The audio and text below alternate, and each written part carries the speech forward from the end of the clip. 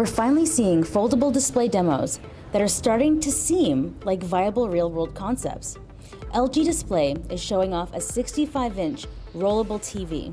It's using OLED technology, which individually lights each pixel, allowing them to get rid of backlighting.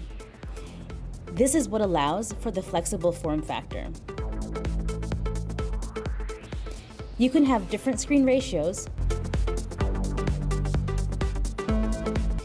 The display can roll away the black bars to allow for a more immersive experience.